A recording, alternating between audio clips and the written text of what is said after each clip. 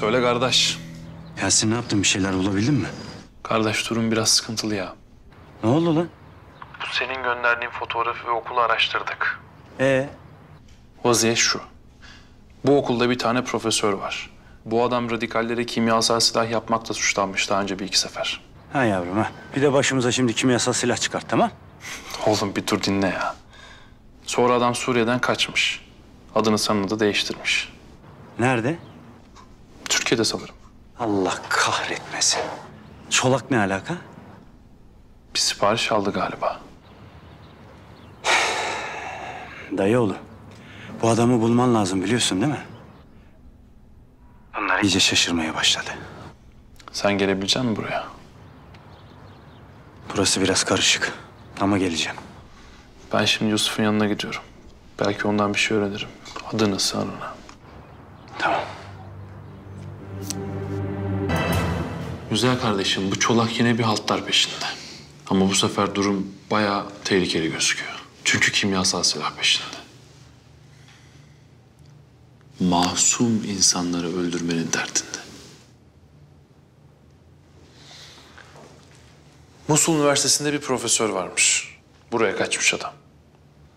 Bunun yerini yurdunu biliyorsundur sen. Bilmiyorum. Yapma kardeşim. Söyle. Bak bu işin şakası yok. Bu öyle yelek giyip patlatmak gibi değil. Bilmiyorum dedim ya. Biliyorsun. Da söylemek istemiyorsun.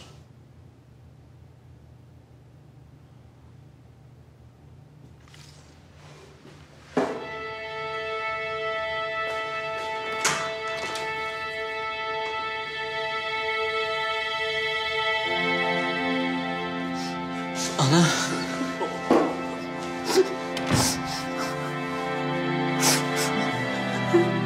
Yavrum ne yaptılar sana? Boyları devrilsin inşallah. Ne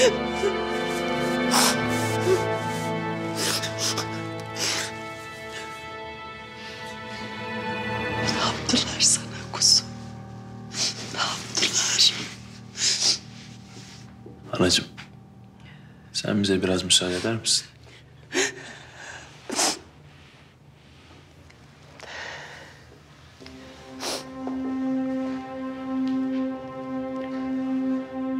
Oğluma bir şey yapmayacaksınız değil mi? O benim kardeşim. Olur mu öyle şey? Sen merak etme.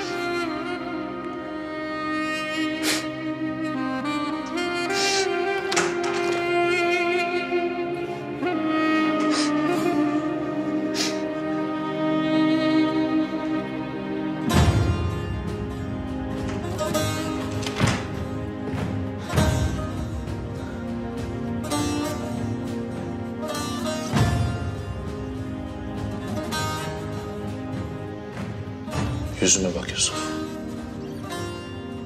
Oğlum, senin bu kadını böyle ağlatmaya ne hakkın var? Bu kadın kaç gündür akrabalarının, eşinin, dostunun yüzüne bakamıyor. Niye? Bu kadın kaç gündür uyumuyor.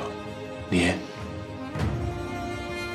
Çünkü oğlum teröristlerle, vatan hainleriyle iş tutuyor diye. Mücadele bu. Ana baba düşünecek halimiz yok.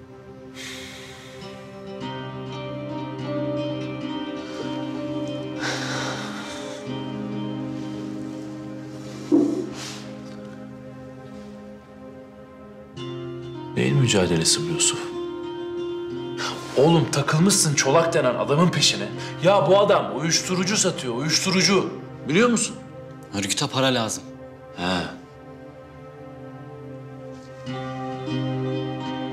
Haklı yani.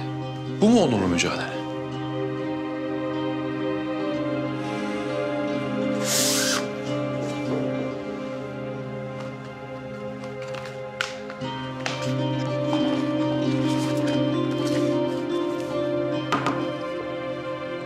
Bak Yusuf.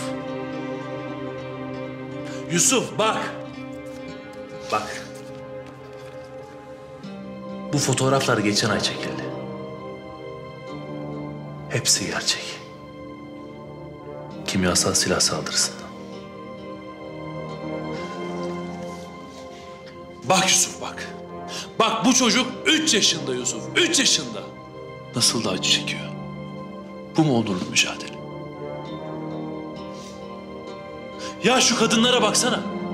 Ya şu çocuklara baksana. Ya Yusuf Allah'ını seversen söyle. Böyle bir manzarada parmağın olsun ister misin? Tamam. Konuşma o zaman. Konuşma. Ömrünün bağrında gir içeri çürü.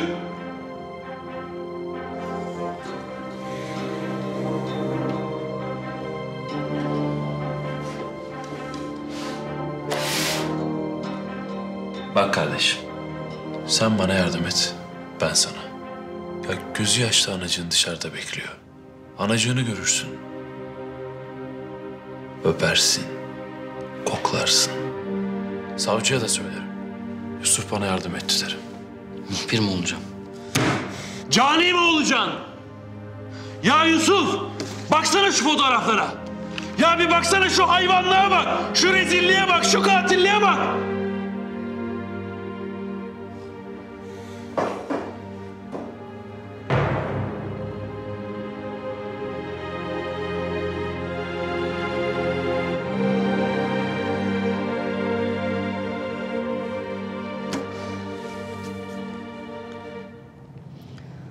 Adı Reşit Ziya.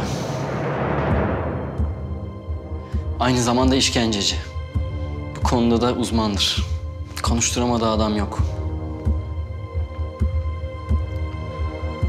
Daha önce kimyasal silahlar da yapmış. Düşmüşler peşine. Burada saklanıyor. Çolak'la 2-3 kez görüştüler. Nerede yaşadığını biliyor muyuz bu adam?